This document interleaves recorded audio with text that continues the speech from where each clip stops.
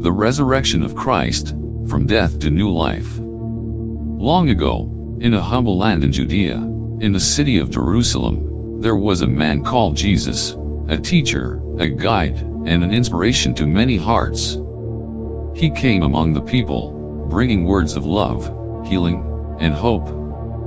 But not everyone understood him, and not everyone loved him. He was not just an ordinary teacher, he was one who dared challenge the powers and doctrines of society.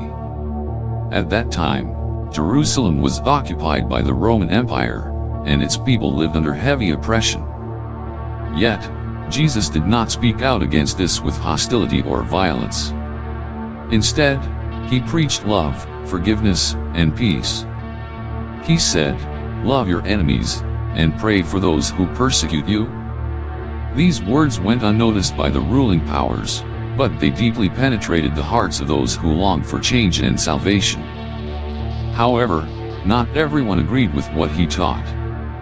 Some of the religious leaders felt threatened by his words, fearing his growing influence over the people. They decided that drastic action must be taken to stop him. They conspired, arrested Jesus on a dark night, and betrayed him by one of his closest friends, Judas. Jesus was put on trial and sentenced to death by crucifixion, a brutal and humiliating punishment. His final moments on earth were filled with agony as he was beaten, crowned with thorns, and forced to carry the heavy cross through the streets, with people watching.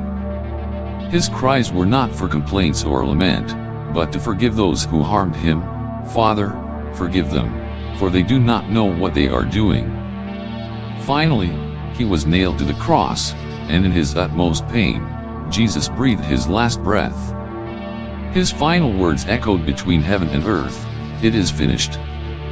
Those who witnessed this suffering were stunned, but few understood that it was not the end, but the beginning of a miracle that had never been seen before. 3 days later, at the dawn of a new morning, something extraordinary happened. The women who loved Jesus came to his tomb to anoint his body. But when they arrived, they found something unbelievable. The large stone blocking the tomb had been rolled away, and the tomb was empty. They were astonished and confused, unable to understand what had happened. Then, an angel appeared before them and said, "He is not here, he has risen." These words were like a ray of light piercing through the night, and the women hurried to tell the disciples. But no one believed them, for it was too strange and unbelievable. They could not believe that Jesus, who had died on the cross, was now alive.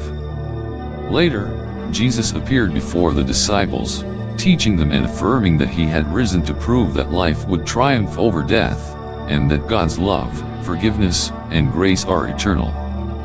He had not only risen from the dead, but he had risen in the hearts of each person, in the hope and in the miracles he performed. The resurrection of Jesus was a powerful message about the triumph of light over darkness, of love over hate, and of life over death. It opened a new hope for all humanity, that even in the face of life's hardships and suffering, the resurrection of Christ would always be a promise of rebirth, renewal, and eternal love.